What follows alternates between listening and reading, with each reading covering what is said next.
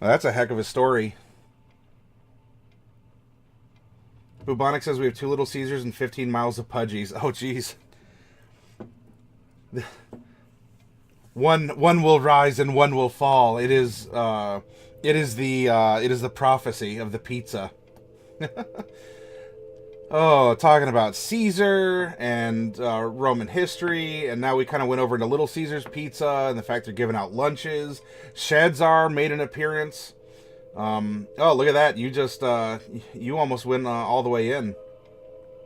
And oh, speaking of food, Del, because I know you're interested in the different salsas that I have. At least I think so. If I'm just like absolutely whacked out of my gourd, let me know. But this was tonight's salsa that I enjoyed. It's very good stuff.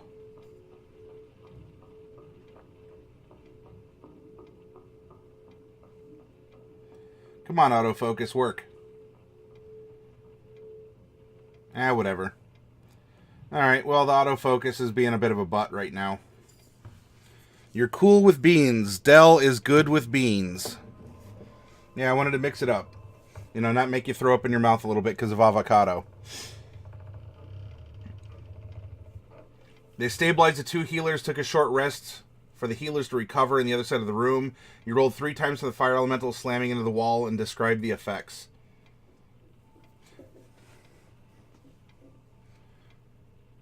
What, a 16 beat a 1, says Bubonic? Wouldn't that just be bean dip? I'm not sure then, technically, what the difference between a dip or a salsa would be. I don't know. It's calling itself a salsa. Hi, can I help you? She wants to play. But does she have the ring? That's the question. Then they all readied attacks and sent someone into the circle to draw the fire element out of the wall and dealt 1/3 of its health and damage. Now, did that kind of teach it not to harass them, and did they move on from there, or did they just seek to kill this thing, Bobicus? Also, by the way, from there the fire elemental went back into the wall and started beating on the magic wall relentlessly. Oh, it got angry. For those of you who are interested in such things, you all may remember...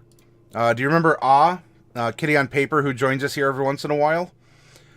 She ended up making some pictures. You may remember her original ones. This is her half-orc fighter. This is a new player in my store, Curse of Strahd game. And much like Dark Wolf, she draws during the course of the session. And so... these were some of the earlier drawings that she made. And now for this session, she ended up making a couple other sketches. And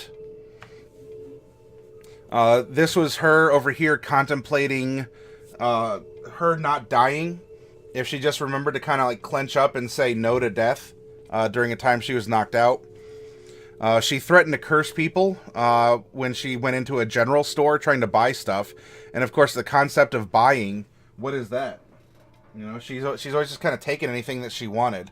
And so she was very unsure of what to do in this situation. So she just kind of, like, stooped in the corner and was just like, you guys do this and I'll come back. Though she ended up having her attention drawn when a stock boy came out of the back. Very tall, like 7-foot tall dude, really burly, and called her a pretty lady. Said, "Oh, what's the pretty lady doing on the floor, uncle?" And the uncle was, he was trying to get all the coinage he could from him. And this really left an impression on and so this is a picture with them sitting in the tavern across the way from the merchant store, and she was daydreaming of Periwimple, who she's calling Periwinkle, all while other important things are supposedly going on. But she's oblivious to them. Fire elementals have intelligence 6, and this one was not in a healthy mental state. Oh. It was dead in about 2 or 3 rounds. That was an interesting tactic, using the cistern of water. That was really cool, Bobicus. It sounds like you have some cool, some imaginative players. Yeah, Florida got their arses spanked. You don't like the Gators? Are you rooting anyone for particular, Bubonic? I mean, I'm asking out of politeness and vague recognition of teams, but sports ball and I, like, our levels of of interest aren't always lined up. Excuse me. Hi. You don't even have a ring. Quit clawing me, please. I'm reaching behind to try and distract her because she's going, hey, Claus, hey, Claus, hey, Claus. Maryland beat Virginia. Yay, team, do the stuff, win the points. Oh, you don't like college? Yeah. Go, geographically local sports team. Accumulate more or less points as is appropriate to win. Anyway, so here's some of the illustrations. I figured I'd share with you all because you all have a lot of creativity. I mean, Bobicus with his story, and you know, do I need to narrate it on stream? Not necessarily, but I enjoy it, especially if there's those of you out there who, you know, maybe you have something going on in the background and you kind of treat this, you treat the broadcast as like a podcast and you listen to it instead. But as you all are creative, I like sharing it. I wanted to bring that up and figured you all could appreciate that. Especially because you more often see Dark Wolf's art in Discord. This is all hand-drawn during the course of the game. Shad says, salsa is raw vegetables, a dip is cooked. Let me see. There's another sticker over top it here. Because it was a sale item. And of course, they got to put the big sale... Instead of putting the sale sticker right here in the blank area, they put the sale sticker over the ingredient label. But we'll take their word for it. U.S. markets don't sell salsa, only dip because shelf life and safety concerns. The veggies are cooked to preserve them.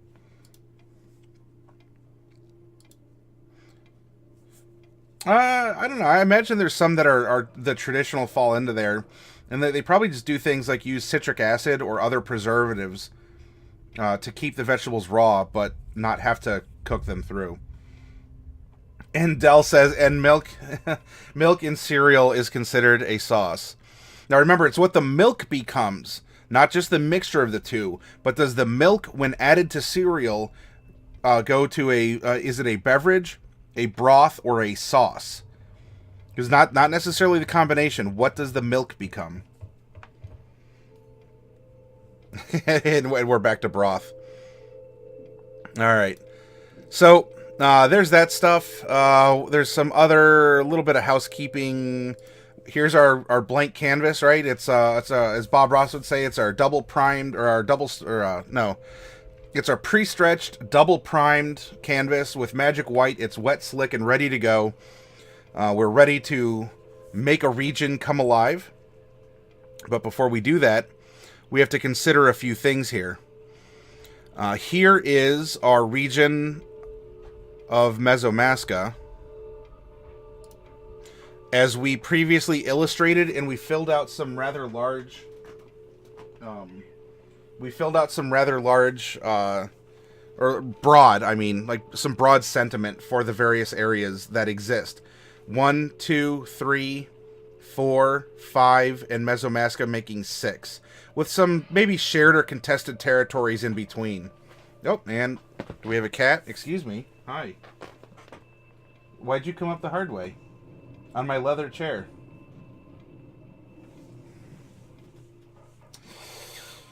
Yeah,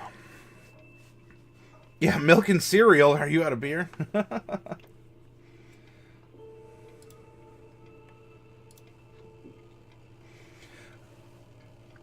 Oh, and yes, I will share this. Dun, dun, dun, dun.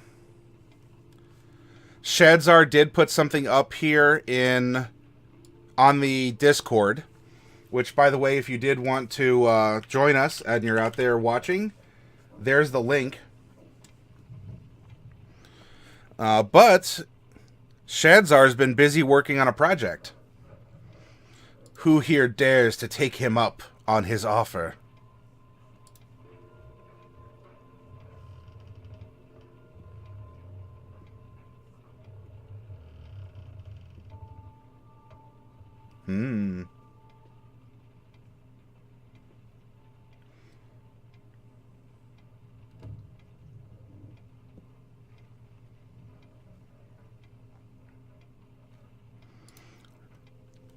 There we go.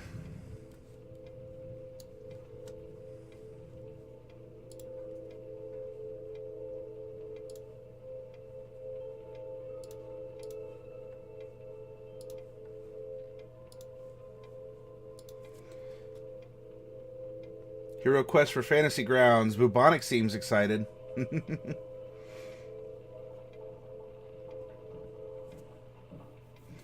And, oops, I missed something from Bobicus talking about his encounter with a deranged fire elemental. Essentially, every time the players figured enough out about the encounter that they could just say, we do X until we win, I changed something up until they finally devolved into the fire elemental attacks, and they won. Sounds a bit cheap when I reduce it to that, but they seem to like it. If they like it and you like it, yeah.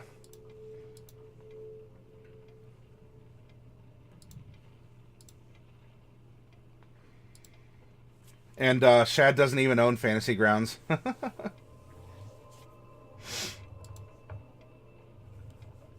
Alright, here is our region. You all continue talking. I'm going to do a little narration in the background here. But here is our Mesomaska region that we had illustrated.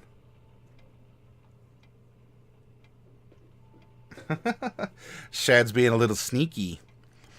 As we've already done the Mesomaska area, we need to consider where the next part of Intrigue and Mesotopia, which is this ongoing campaign that we sort of inadvertently ran into, will be taking place. In order to help determine that, we can look at the characters that we've already made. So we have Salen Briven, and she is a ranger. Now, originally she's from an Arctic climate. We were discussing that Mesotopia is probably more of a subtropical to temperate climate up here in the north. So she could very well be from an outside region, and she has come into Mesotopia later in life, especially because she's been through a lot. From there, she ended up learning the swamp, how to navigate swamps and forests. There are two areas in Mesotopia that have very large and notable swampy and foresty areas. Not that small things can't exist along rivers or estuaries or things like that. But we do have Kandor, which is Region 1 up here, that has a forest along mountains. It is more in the north, which is maybe where she's from. It does have a swamp from all of the accumulated waters coming out of the mountains. There's a lot of forested growth and some greater plains coming out this way. Or she could be from Ukt, down here. And the forest is more of a jungle, and it really gets swampy here, where it starts dipping down into this kind of crater lake that ends up flowing down this way and into a large impact crater. Though, don't tell the residents that, because they're still trying to figure out what this is.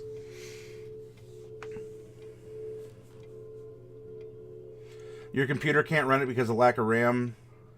Dave Middleton, Digital DM. You just posted the pic in Discord. Let's take a look-see. Unless I missed something. Oh, yeah, so you posted the picture.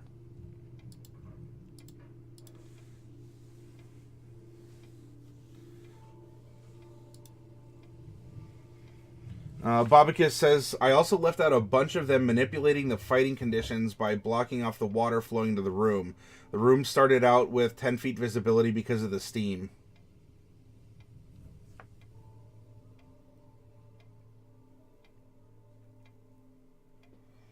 Oh, and okay, so Shadzar hasn't been running Fantasy Grounds, but you were writing a rule set to use for it. Okay.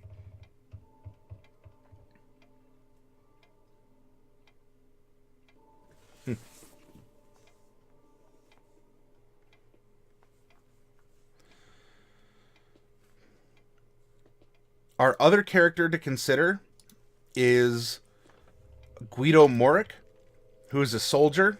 He was a support staff. He's a blacksmith. He is rogue assassin. He's not necessarily a hired killer to go and sent out, but he prefers quick strikes, accurate strikes, maybe preemptive strikes before things get bad. And as we were discussing, he was captured. He was a prisoner of war. And there was the warden in the POW camp that really scared him. If we have this be part of the brewing conflict where Mesotopia is facing invasion by an external empire that is looking to prey upon the divisive nature of each of these regions individually, this could lead us to consider Kandor again. Especially because, look, half-orcs, right up here, they're the minor race in Kandor. And it just so happens that we rolled a second half-orc character tonight who is effectively a soldier. And that is Kaiser Gulian. This stuff writes itself. I'm not calling for but it writes itself, right? Just trust the process. Put stuff out there. You gotta trust yourself to connect the dots. Throw a bunch of stuff out there and then make something pretty out of the connections. Make constellations. That's kind of what we're doing. Right? Each of these rolled random points are a star. Now let's make a design between them. Whether or not it makes sense to anyone else, like we see it. And so here I think we're making a very strong case for Kandor, because if we look down here to Uct, it's not that half-orcs can't exist. I mean, half-orcs can exist anywhere. A party, even if these are the only two half-orcs for 100 miles, the party is still the party. But we have humans and gnomes primarily down here. And maybe because there's a sinister reputation to the traits of this place, that could be these acts of war, right? Maybe Kandor was an initial invasion point from the Empire before they decided to kind of come in through the back door and over the desert, which was sort of the sentiment that we were talking about when we were creating the map the first time.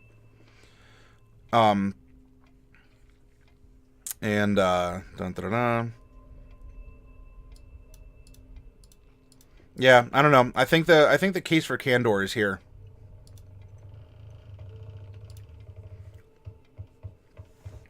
With that being the case, Kandor itself has those traits. Now we can minimize this, and we can bring this a bit over here. We can squeeze this down a wee tiny bit.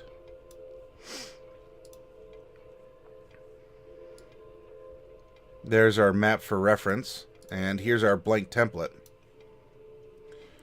We can add a little bit more detail to Kandor, right? Because we didn't really do much with the Western Plains or what happens off of the map.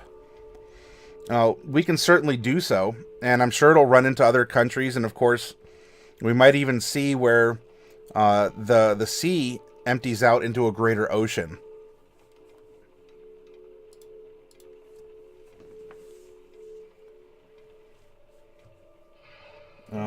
Sorry, I missed a little bit here. What I really want is someone to see it and like the idea so much that they beat me to finish writing the rule set.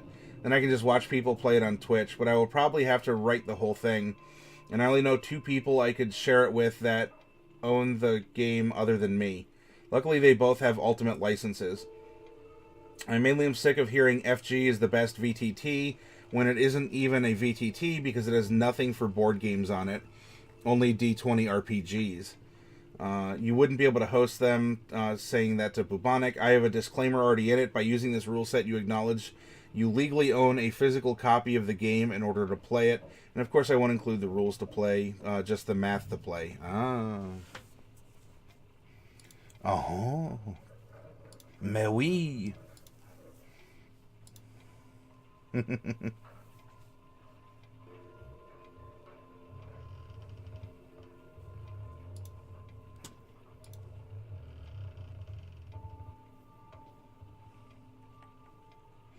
Also, Shadzar, clearly, you just need to download more RAM.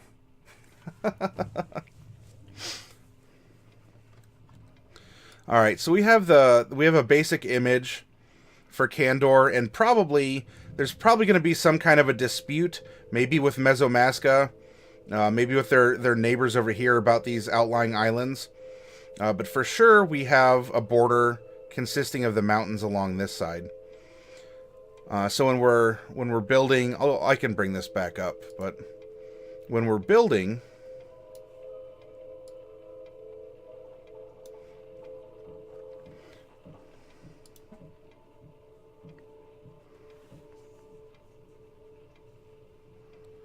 we are going to expand this out a little bit more. I have a color, I have a pencil.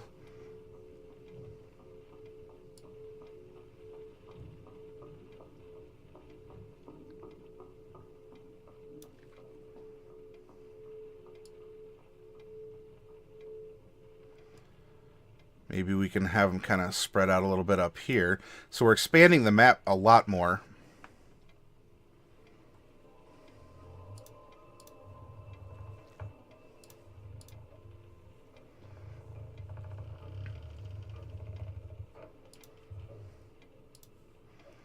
And of course, we have the little bit of a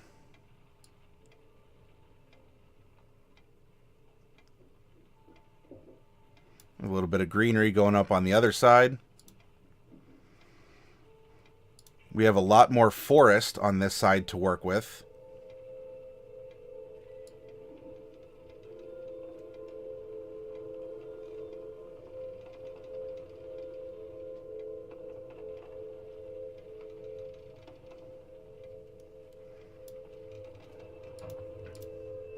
Remember, we want to think about where water is flowing. Water is vital.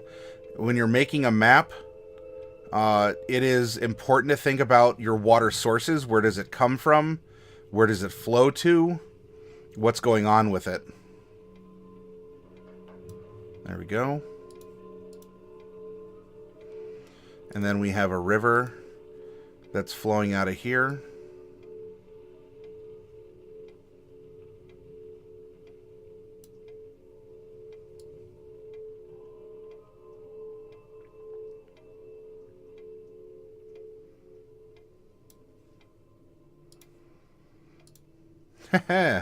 I made a really weird Florida.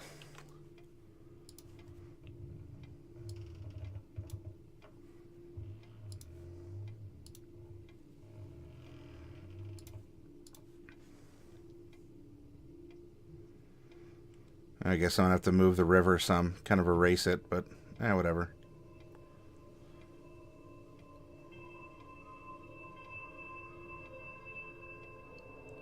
And then we can have the edge of the world out here.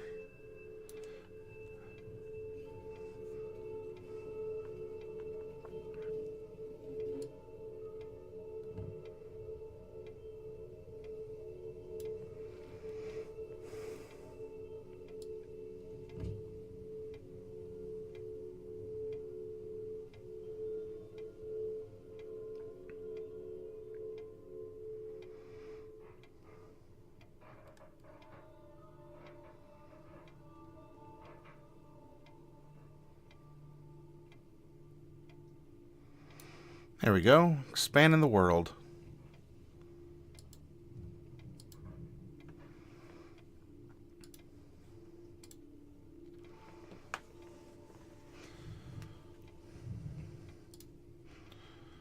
Now, we don't have too much more occupying the area out this way. We could fill things in. Just because this was a very basic map of a region doesn't mean we can't add details later, especially as we make regions and we fill in details and notable sites about those regions. So maybe there's like a little mountain chain over here, a bunch of hills. Maybe it's really developed and there's a lot of city stuff. Things along those lines.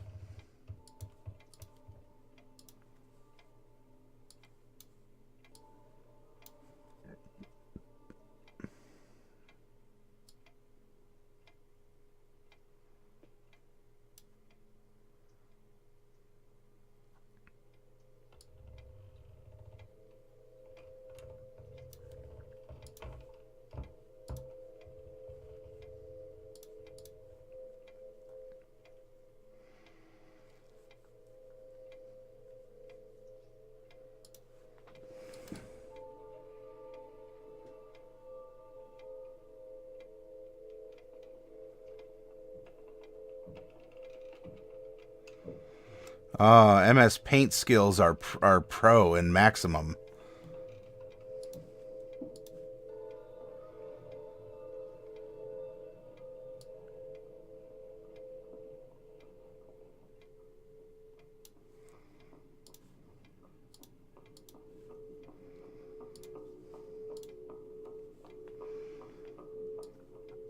And of course we have just a little, we can put in kind of a little bit of a nubbin of one of the islands, just sort of coming up over here.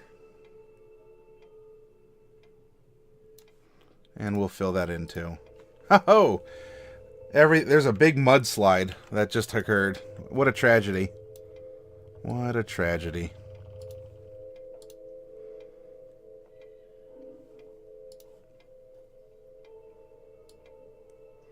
And Delcorin likes beans, so this is kind of like Bean Island over here. And there could be more off to the side. Though this is seemingly where we're going to be concentrating a lot of our efforts. 64K RAM is all you'll ever need, says Shad. 65535 bytes is the most anyone could ever need. I thought you were going to try and... Incarnate. It's like Paint, but a million times better. I had that as a link, but I haven't experimented around with Incarnate yet, and so I'm sticking to MS Paint for right now. Though I would like to try the dungeon, the game that I purchased that you recommended to make our dungeon in 2 days. So stay tuned for that, Shadzar. We'll see how well that goes. Derek, hey, welcome. What else do we have? Shad's checking EXP. Bubonic's checking EXP. Bubonic is number 1 again. And Bobica says, we measure and hold 'em a beer.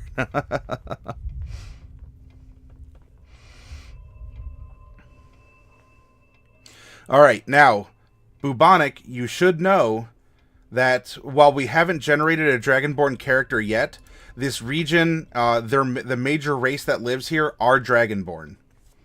Something to consider. In fact, we're probably going to be seeing a lot of Dragonborn more in this area, since there are more regions that are developed. And if we want to stick with draconic histories, right, swamps and coasts and rivers and forests, we would be seeing probably the cradle of this civilization is cradled against the mountains, where there's a lot more accessible fresh water. Now, there's probably other fresh water that's over here, and that's perfectly fine. We can manufacture that as we go along. But hey, we can give things a bit of a draconic twist here in Kandor. Just finished running Curse of Strahd. They got into the village of Barovia. Hey, nice. Did you run Death House, Derek? Dark Wolf could probably talk about her experience because they also did something just similar today.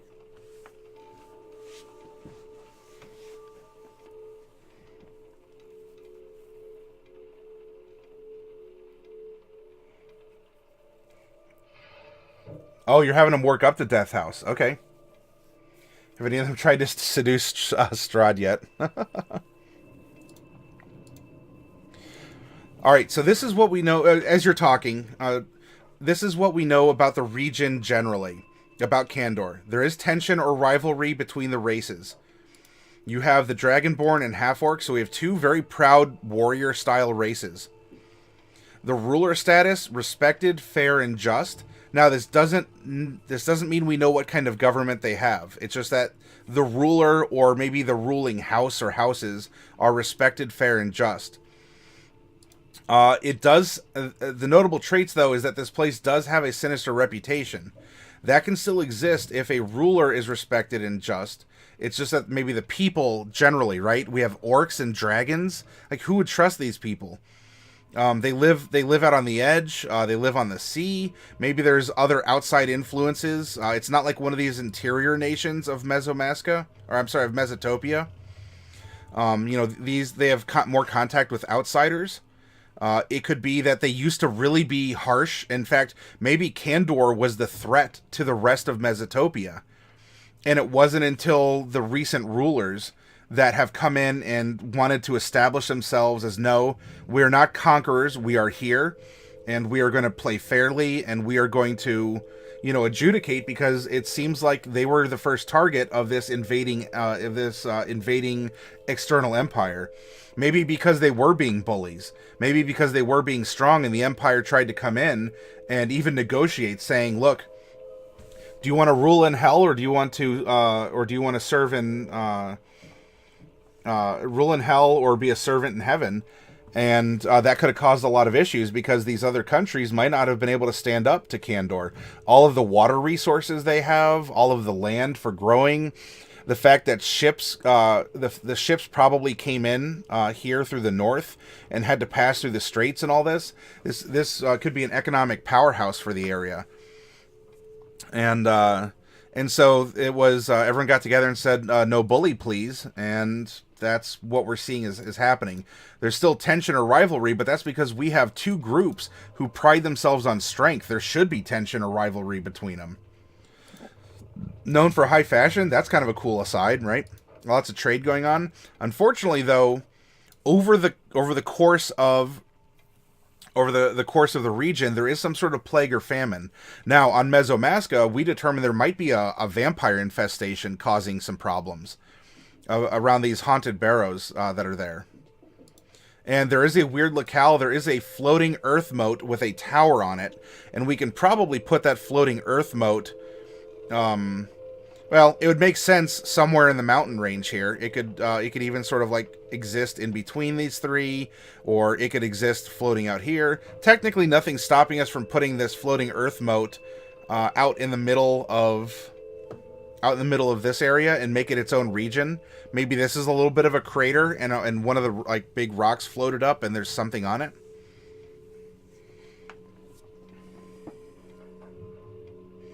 Yeah, I heard hold my beer.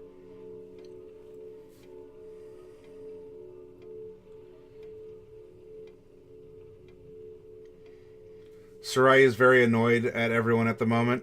Derek says they've just finished traveling the road, fatigued and drenched from thunderstorms, dealing with a witch who was skinning people and turning them into scarecrows. That is very, very rude of her to do, Babacus. The witch survives, so she can. So she's a custom character, you know, of the game. Oh, and you need to hype up an enemy. Did someone run an epic while I was AFK? I have the players find the witch skinned and stuffed inside the enemy's home. Yeah, there's a vampire infestation in Mesotopia right now, Derek. Torn to shreds, you say. How's his wife taking the news? To shreds, you say. So, a weird locale, this should be significant because the region is known for this weird locale. It could be not even just like a little guard tower. It could be a very large tower of some kind. Maybe it's abandoned. Maybe this large tower is going to make for a really good dungeon. Something along those lines. And we can put the moat anywhere, so I'm not too concerned with that. The things that we can do for this region as we want to continue to develop it and fill in the map are to remember, we're going to keep in mind weather and water sources. We can keep in mind some geography and geology. Remember, if this is the high point, this is the spine going on the mountain, things are going to roll downhill until we get into these like low flatlands going all the way out to the coast. And then, of course, this is where we have sea level here. There could very well be a lake out here, other things that we just didn't develop. But we can, but let's find out what that's going to be first. We should split up this I don't know, what kind of government? Actually, this is important.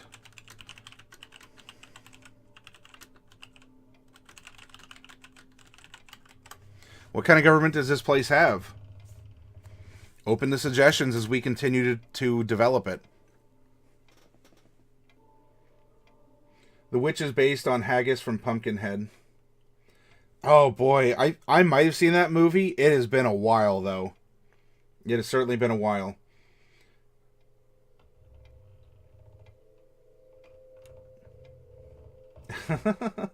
Babacus is getting meta. Separation between chromatic and metallic dragons, which spills out into the half-orc and orc tribes. I'm not sure I'm following your line of thinking there, Bubonic. Can you develop that a little bit more? The real Count Vlad Dracula discouraged an Ottoman army from attacking using a very similar method. Oh, yeah, because it looks like there's a bunch of sentries when you just have a bunch of scarecrows up on the walls. Something like that.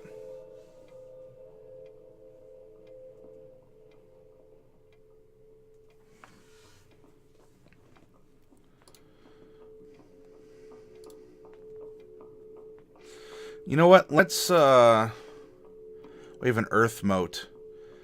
Bunch of rock here. Why don't we put that out this way?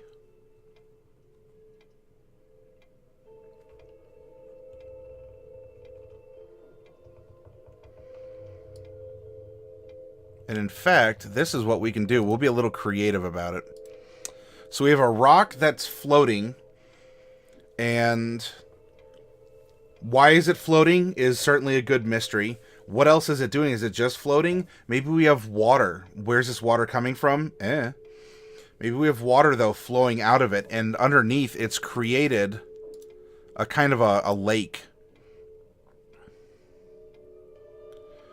And because of time here, the lake has kind of pushed out in similar fashion.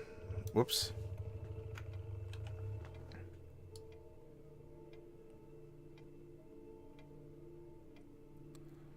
Some currents might be stronger than others here.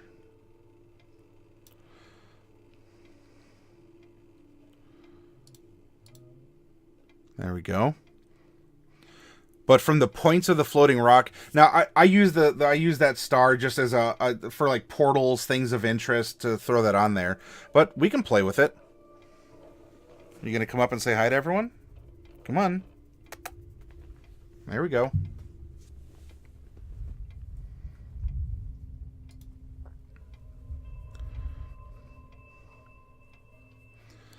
And so from here, it kind of bleeds out to the sea.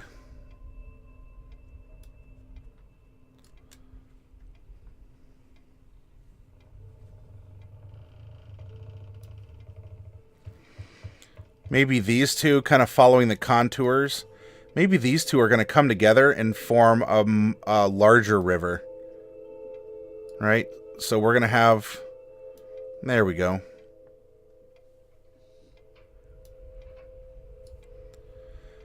But they're just following the lay of the land, and they're coming out this way. The cat is influencing the course of the river. There we go.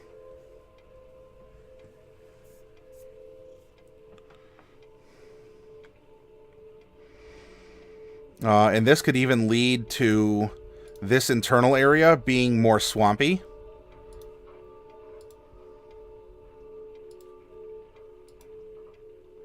There we go. So this is highland, but it's only just. It's really kind of flooded as it comes out this way. And then for the others,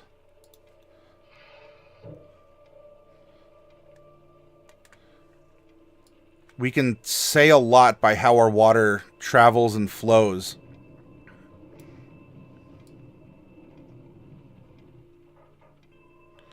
So this one comes out here. Now, why wouldn't a close outlet here flow into this stream? Well, maybe we can make this interior region kind of hilly. And so it actually comes up this way. And it's still trying to get out to sea, but this one doesn't quite make it on the map that we're making of the region. And of course, you know, rivers have like little tributaries and other little things. Are we really going to be worried about that for what we're doing? Not necessarily.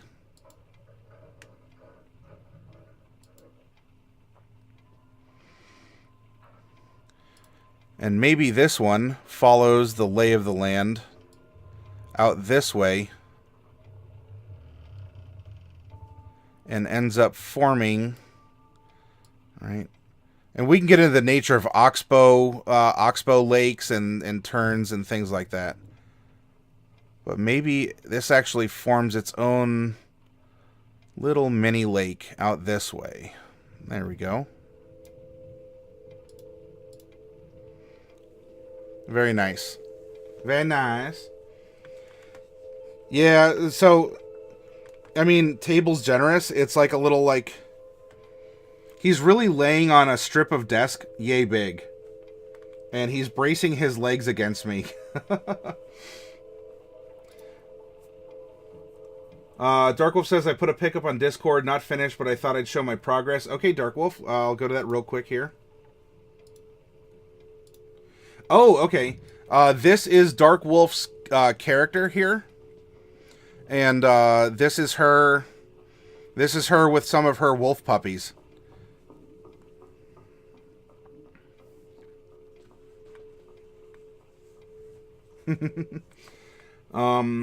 Babakis says no, he took his country's prisoner population and impaled them alive on the field that the Ottomans had to march through. Essentially, the warning was, this is what will happen to you if you lose. The Ottomans turned back. Bubonic One, ruling good or evil Dragonborn, try to oppress the other side, and it's caused wars that caused problems between the Dragonborn and the other races in the region. So that could be a part of the history of Kandor. Though with how we rolled it, the recent turn of events, something has been a unifying force. And it could be that they realized that their internal struggles were wasting resources compared to a unified force coming from the outside. This cat's name is Raichi. R-A-I-C-H-I. He's effectively just like a 16-pound furry slug. He's like a tiger slug if you look up what those are. He's just like a big 16-pound fuzzy tiger slug. Hi. Yeah. As long as you're not on my keyboard, that's what matters.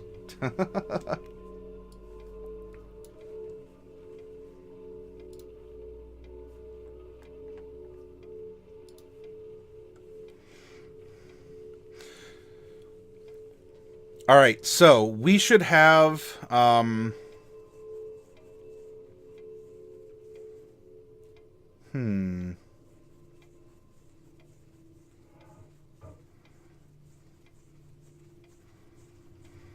we should split this up into a couple different political regions.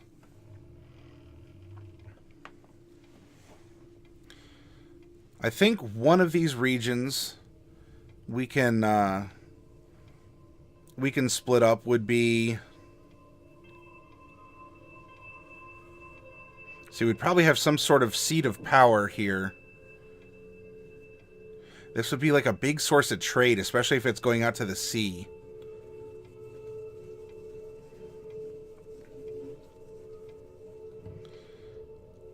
So probably something like, we have like this mountainous area. Whoops.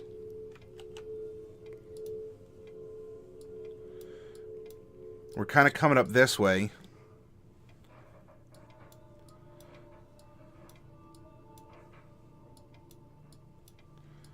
And we're following kind of the mountains and what is resting in the crook of the mountains.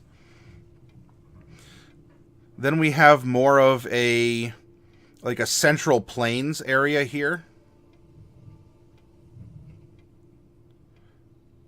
And that'll kind of come up and then split right along here.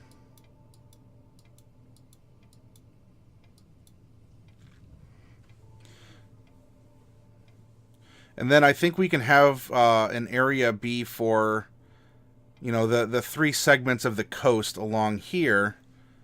And then have the central area here sort of be its own.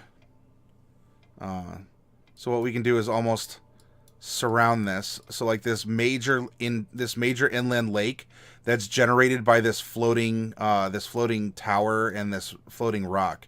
This is its own political region here. All right, so the river's kind of split in half, and then the political boundary follows the river. It's probably like in the middle of the river, but we're going to set it off to the side. It's going to come this way. And then we have... So we have 1, 2, 3, 4, 5 areas here. That seems pretty good. King says, make sure the capital city is right there on the water so it can be easily invaded and hard to reinforce. Exactly. We want navies to be able to roll up on our capital and just burn it in the War of 1812. I mean,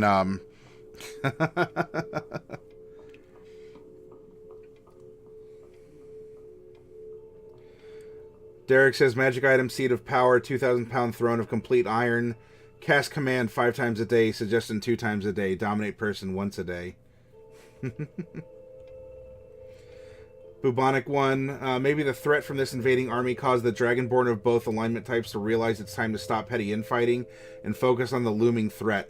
Yeah, because there is a famine or a disease of some kind that's taking over in here.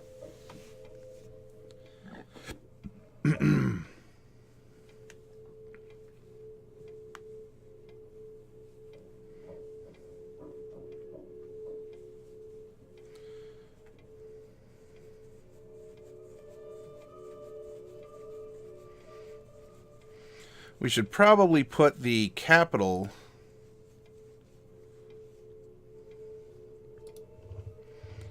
There should be a water source. We could tuck it in the mountains.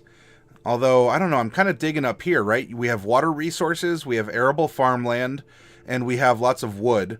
And stone is close enough that it could be quarried and brought in, if needed. And so Kandor could be the capital of Kandor, let alone the viceroys or whatever, the duchies or whatever we want to establish this as a government. They can have their own seats of power around here. But the actual factual capital. Let's see, if this is a lake, wood can be floated. Maybe set it in the crook. Let's see, we don't really... Flooding isn't necessarily an issue because this is more of a artificial source of water that has... an artificial source of water. I mean, weather would affect surges of it, but... you would want some defensible area around it. So maybe the capital is more in that area.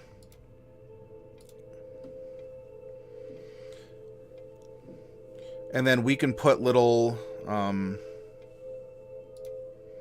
like regional capitals around. While it's no Tianese here, we can say that there is the regional capital for this area is here. This one is probably going to be somewhat central. Let's put that here.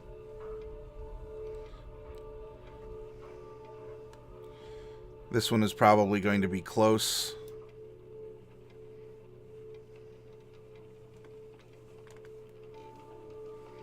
And we have one that is... Oh, hey. Why are you making my city float away? Excuse you.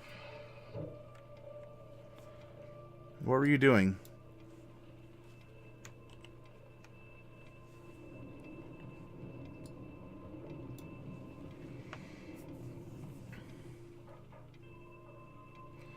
Delcorin sounds a lot like Emperor's platform with a steel seat that should be made with 1,000 giant forks. Shedzar says the actual factually capital is Naktul, with the umlauts over the U, but can't type them. Naktul. Naktul. King says, is this a Dragonborn country? They'd probably have their capital at the source of a major river. Most ancient references to dragons had to do with bodies of water, i.e.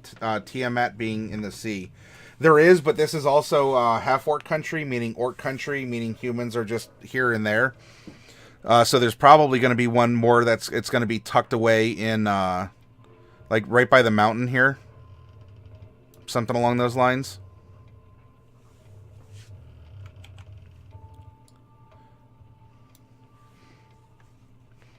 And it's not that orcs have to live in mountains or forests. They can live in the plains, especially if there's a bunch of hills around.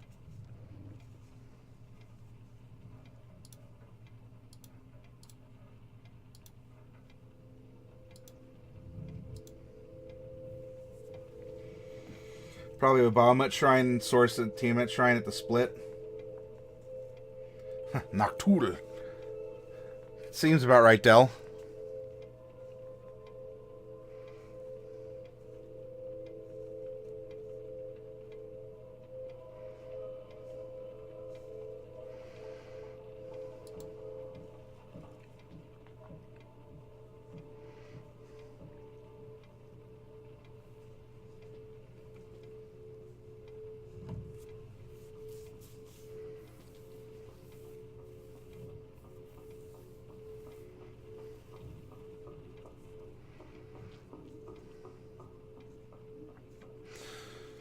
Alright, so we have a couple different areas that we need to develop. We have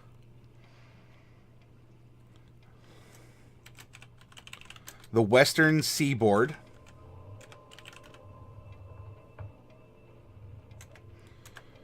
We have the interior lake floating tower. We have the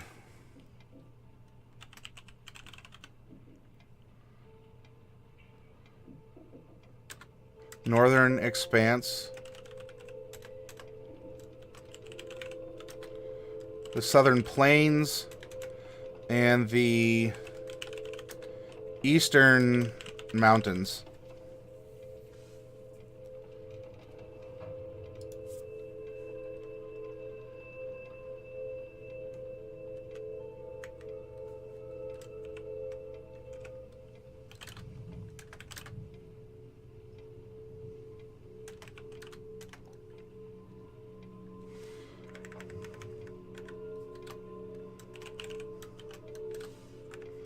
Ruler, notable traits,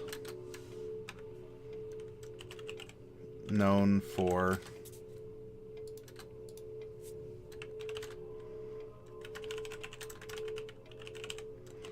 current calamity,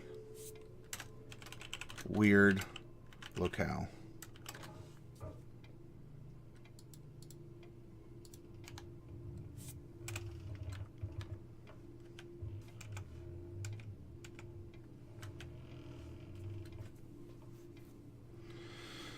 Oh.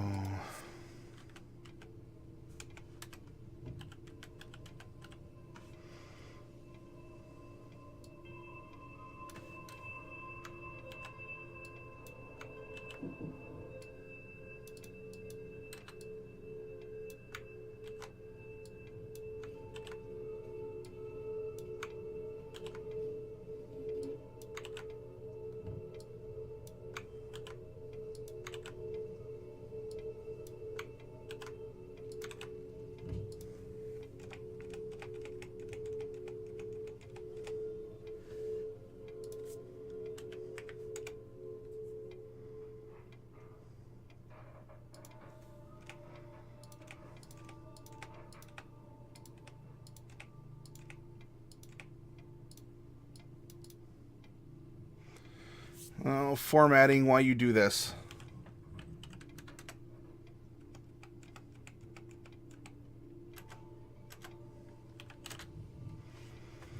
Oh my gosh, formatting. Anyway, you get what I'm going for here. Probably, okay, the Bahamut Shrine. Orcs, like humans, are infinitesimally adaptable. I've seen a few goofy things over the letter U, so I was guessing. Yeah, the umlaut is the two dots. Paste it in here in case someone wanted to copy the name for their own records.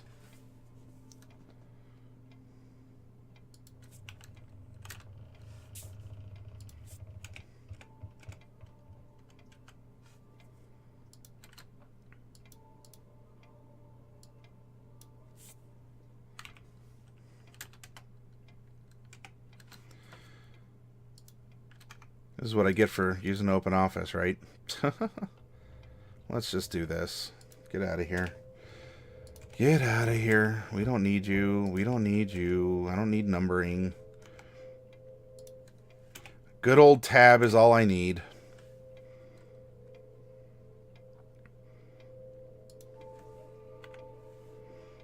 And then we'll take this and we'll copy.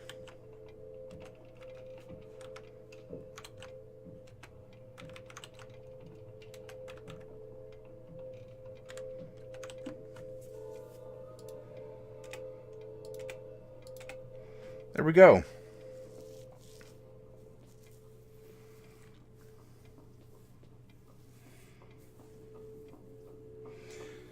Now, in the DMG here, all of these elements are on a 20-sided die roll.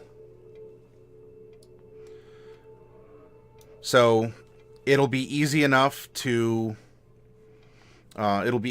bring up our dice roller here and to just roll it out one area at a time. 1, 2, 3, 4, 5. Whoops, those are D12s. 5 D20s. First is going to be 19, 12, 2, 11, and 14. Roll it again. 8, 6, 12, 2, and 16. Roll it again. 9,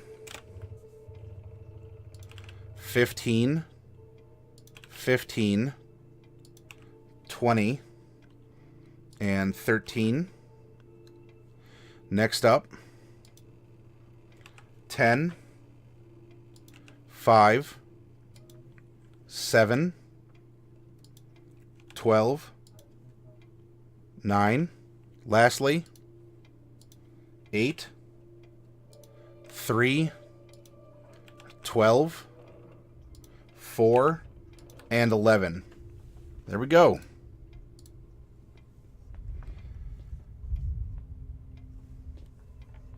As this is on a separate page, let's get our weird locales out of the way first. 14, a haunted hill or barrow mound. Maybe they're having a vampire outbreak too, right? That's what's causing problems down in Mesomasca. Was there a civilization that was buried here before and they're coming back because things are getting disturbed? Could be. Things to think about. 16.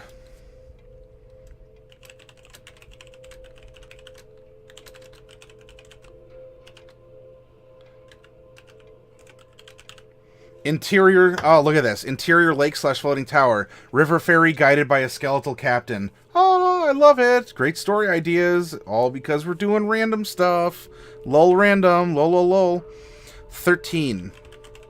A wrecked ship, which might be nowhere near water. That could very well be the case. There is water in our interior section. Right? So this is the northern expanse. There is water. But the wrecked ship could be here. It could be in the forest. Who knows? We can add it in here. But, again, things to make us think. What happened? Is it a wrecked ship? Is it a sailing ship? Did this external empire send some kind of airship? Or maybe it's a predecessor, or like a precursor, a prototype of sorts. And now that the empire is invading, we can see some architectural similarities. And it looks like maybe they're coming back to reclaim lands that they once thought were theirs. Hence, we have barrow mounds. Hence, we have dead rising from these old ancient burial places and causing havoc among the current population. Something about this invading empire is stirring the old bones. Stirring the faith and the hearts and the dusty organs of those people who are interred. Ideas, ideas, ideas. We're building and building. Weird locale is 9.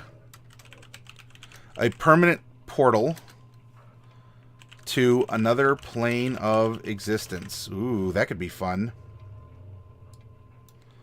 And 11. Ooh, a wishing well. Ooh, piece of candy. Very cool. All right, ruler status. 19. A religious leader. So maybe there are draconic gods like Bahamut, Tiamat, Io. What are some others that I might be forgetting? Those are traditional D&D dragon-related deities. We could make up our own, but we know that the Western Seaboard has a religious leader of some kind. It could even be a leader of someone who understands the religions from outside the region as a way to show good faith. Maybe there's a very religious, like, neighboring country outside of Mesotopia. The floating tower region is a feared tyrant. Ooh. Someone is keeping some secrets. If he is being very iron-fisted on this interior section. You know, the security's maximum. 9 is a weakling manipulated by others. 10, illegitimate ruler. Simmering civil war. Now, I mean, so this is a region within a greater, but how could there be a simmering civil war in the Southern Plains? Maybe this is where the last of the racial tensions, because remember, we have Kandor. There is a tension or rivalry between the two major races of Dragonborn and Half-Orcs. However you want to conceptualize Half-Orcs, as orcs or humans or whatever. But maybe the plains here, these are ancient battlefields, things along those lines. And maybe a resource has been discovered on the interior. And in the eastern mountains is another feared tyrant.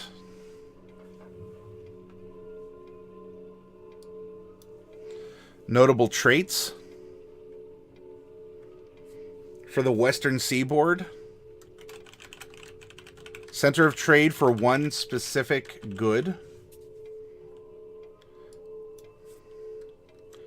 A river. Hey, a river divides the town. We can do that. That's easy. We could even put, if we wanted to, we could even take that as inspiration and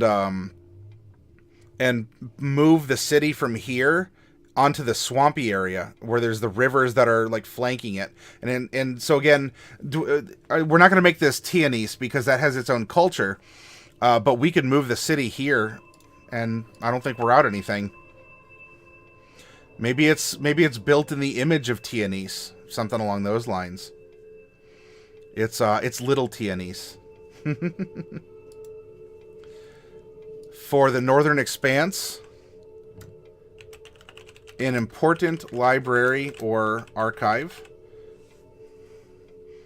The Southern Plains have verdant parks and orchards. And the Eastern Mountains contain a grand temple. A river runs through it. Haven't seen that movie in years. The Western Seaboard is known for its rude people. How wooed?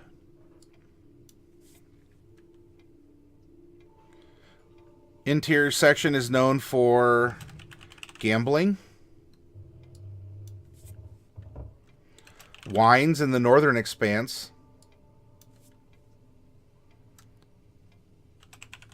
Hordes of beggars.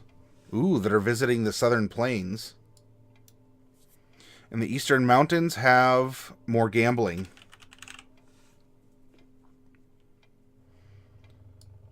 Next up, the current regional, like, or the current, like, local calamity is an 11. Economic depression.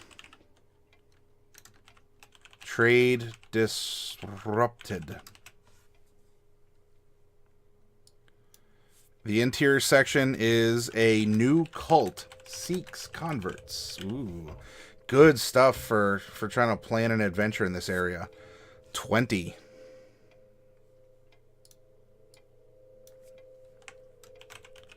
Religious sects struggle for power. Hey, and it's ruled by a weakling manipulated by others. And there's some sort of important library or archive. And wine flows through this region.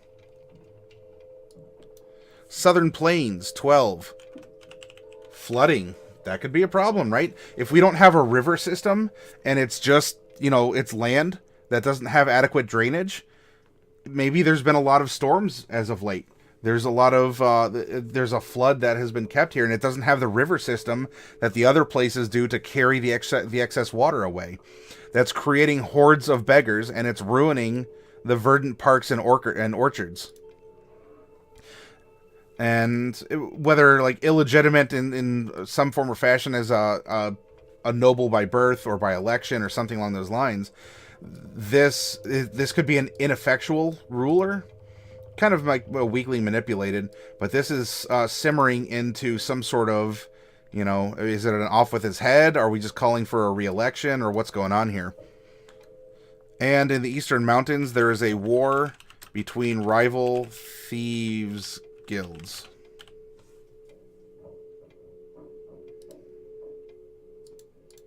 Cool.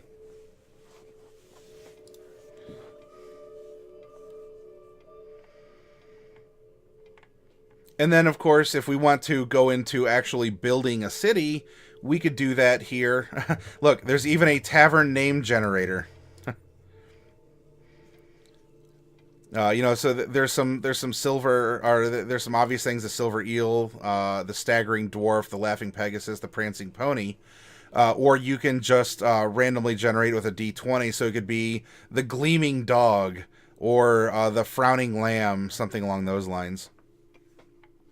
So in the DMG, there is a ton of map making and world building tips and tools and charts you can go on. Look, it goes into wilderness hazards, frigid water, quicksand, things along those lines.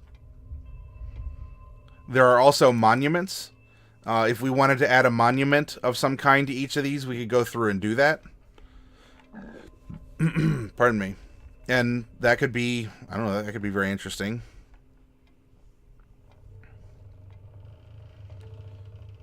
However detailed you want to get. Dungeon manufacturing, and these are things that we can look at in 2 days when we make our dungeon.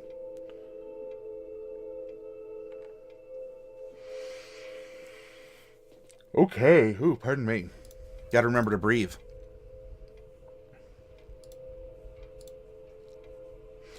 So looking at what we've generated, we can add in a couple more things on the map here.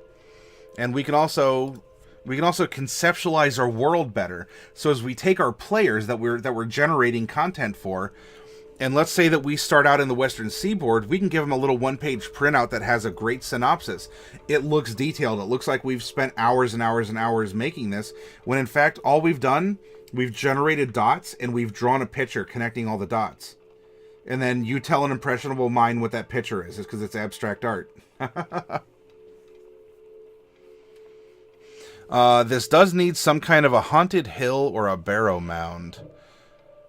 And as this is a center of trade for a specific good, if we're going with maybe this is vampires or some other haunted mound, maybe that's what's starting to infect the entire region. Because remember, this, here we go. It does have a sinister reputation, and there is a plague or famine that is sparking riots throughout the region, and this is an overarching calamity for it. Well, look, you throw a bunch of dead bodies in water, suddenly everyone's getting dysentery. That's a bit of a problem. So we can make a point of interest here.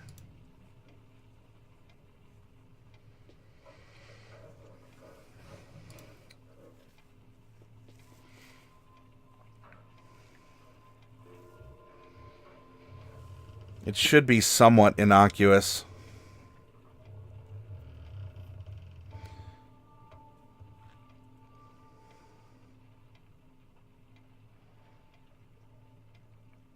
It could be maybe right over here.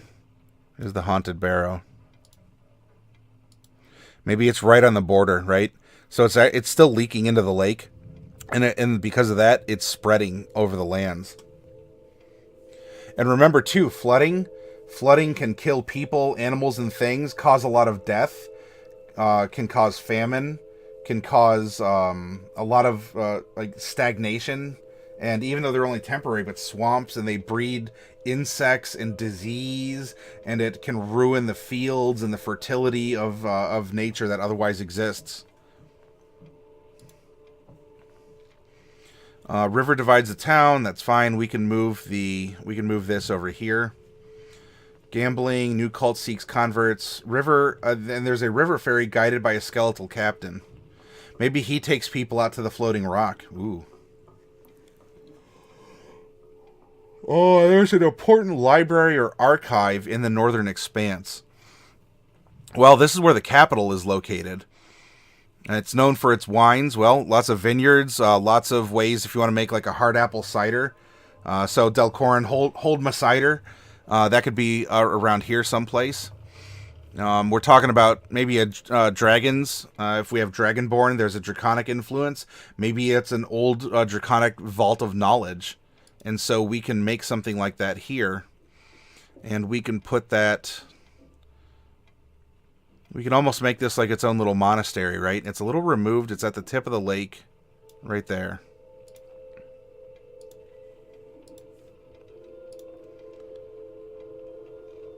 Also, there's a wrecked ship, which might be nowhere near water. And we can put that also... Maybe that is just out in the middle of... It's like right here.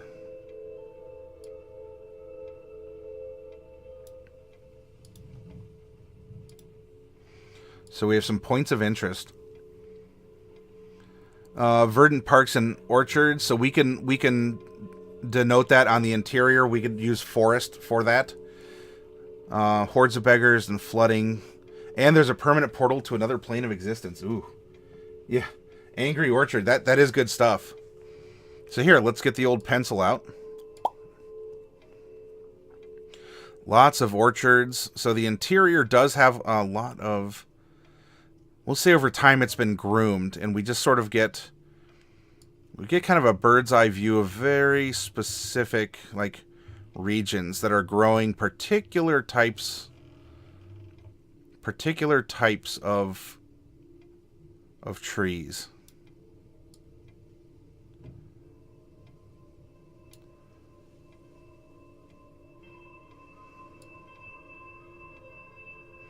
So it's all very groomed. It's very manufactured. Lots of parks, right? So this is very organized.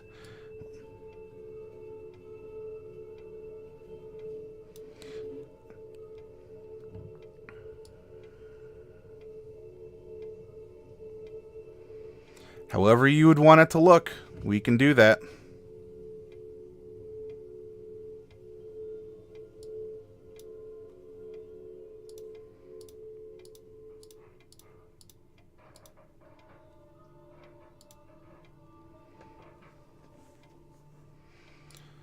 If you want to be sneaky as a DM, maybe you inadvertently write some sort of rune or sigil or something along those lines throughout all of the groves on the map. And your players might not know that, but that's something you could reveal later.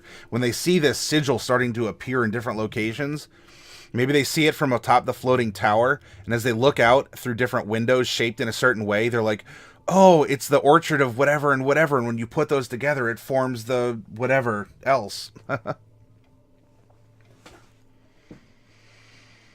We could even have something along the lines of...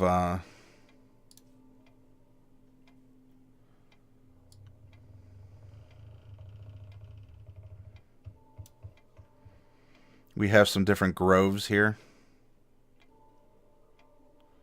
And we can put in the middle of one... Whoop,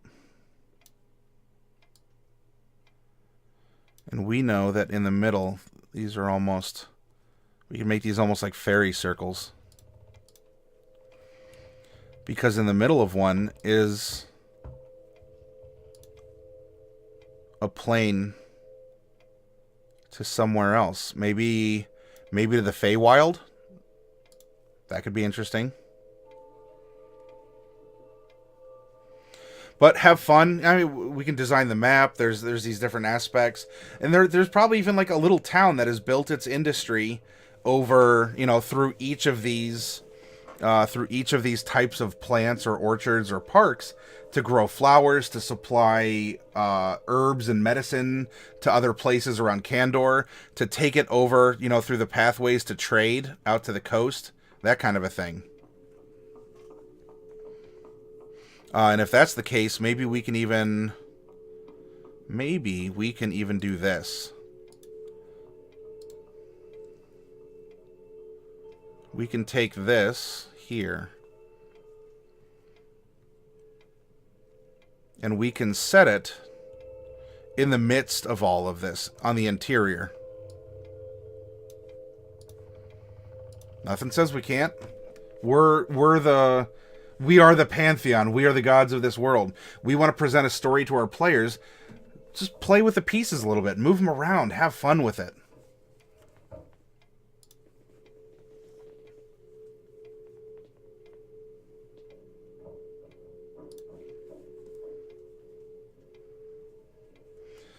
All right. And then we have Feared Tyrant. There's a Grand Temple. Okay, let's indicate that. We'll make a white triangle. This is in the Eastern Mountains. There should be a temple somewhere. Temple. Why don't we put the temple up in a mountain? That'll do.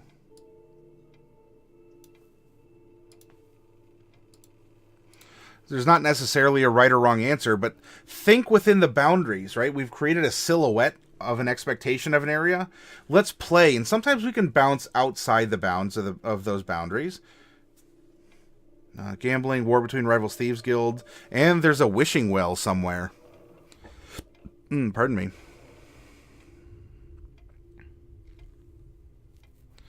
Why don't we say that there's a wishing well?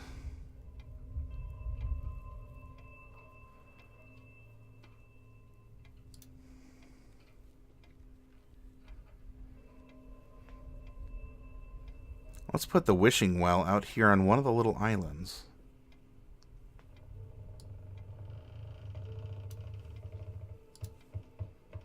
There we go.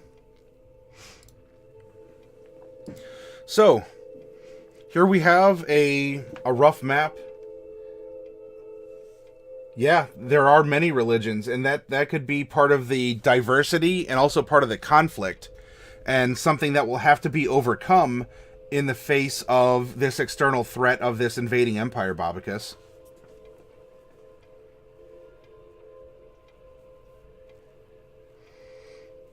You know what we can even say right now, if we want to represent that there's a lot of flooding going on? Maybe something has happened in this with this portal, and it could be the Shadowfell, it could be the Feywild, it could be to the elemental plane of water. Something has happened here, and that's what's causing a lot of the flooding here in the interior.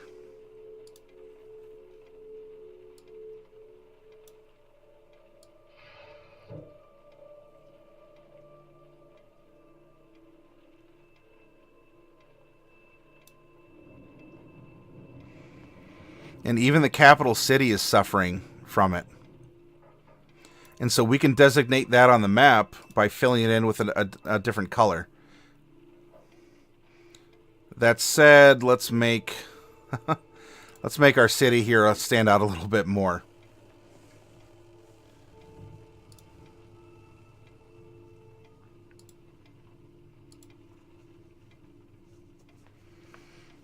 And so here's our problem, right? There's already disease and everything here. It's being carried further out, and now it's caught on the big interior, like the breadbasket of Kandor here. Not the trade center, but the breadbasket of Kandor has now been infected by these barrow whites, or whatever they are, vampires, something. And it's spreading even further out this way. And it's even gone so far, right? Mesomasca had the same regional problem. The water and trade both are coming down out of Kandor here. Whether it's around the Horn and coming down this way to come into Mesomasca here, or it's coming through this way. But maybe, especially because there are humans and tieflings that are the primary races on Mesomasca. Those are the primary races of this external empire. If we have it be that these vampires or whatever is happening are still parts of what used to be this empire that are coming in, then we've now made in Mesotopia not just one region with something. We're connecting it. We're building a story. We're going to challenge our players as this goes through. Can they connect the dots? Can they see and say, "Oh wow, that's there is a connection here. This is what's happening." In fact, she may not be willing to talk about it. You want to know who's from a northern climate where an invading empire could be located? Boom, Salen. Was she a part of this empire? Maybe. Though, you know, she's sticking with her neutrality, and, you know, she's stuck with the kind of the reclusive wood elves or the frost giants of the area. Maybe she was technically a subject of the empire. She's living in their lands, but she's not really faithful to their political cause. But if we're seeing a lot of this external force coming down, she could have been coming down ahead of that. Maybe that's how she wants to try and make the world a better place, is to warn people ahead of time. Lots of ideas. What was the theme for the overall country? Here, I'll go back to it. So for the region, here are the different ones. Kandor in particular is up here, Babacus.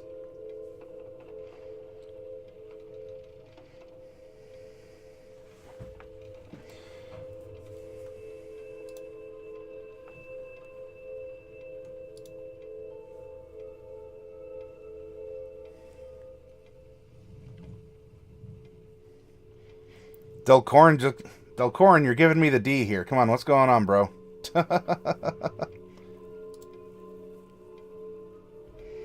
Yep, there you go.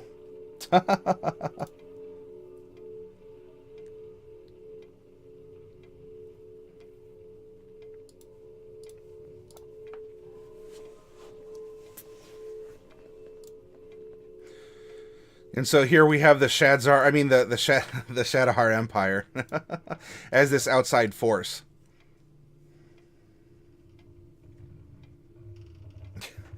So, Delcorn, if you saw a notification like popped out the side that just said D. Sinister reputation, a lot of religious conflict, Dragonborn and half-orcs, yes.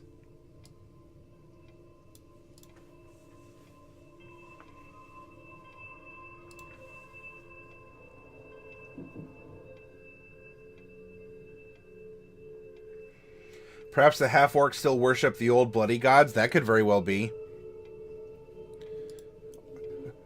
Then are the draconic gods even older and bloodier?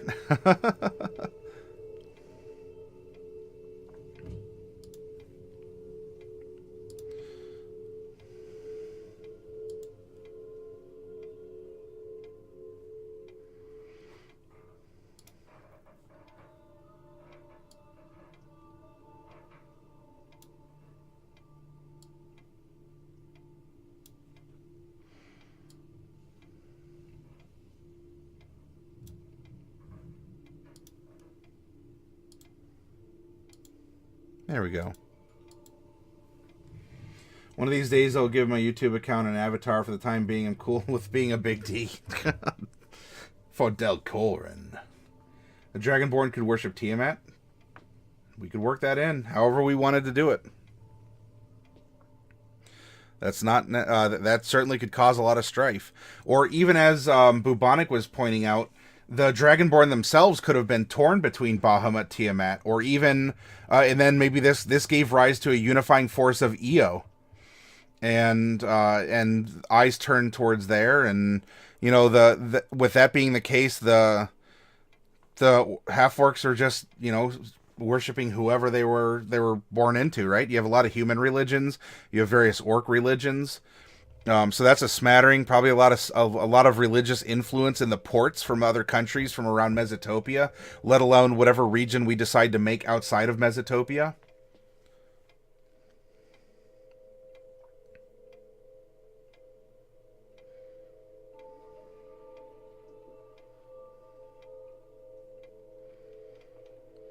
So, all right.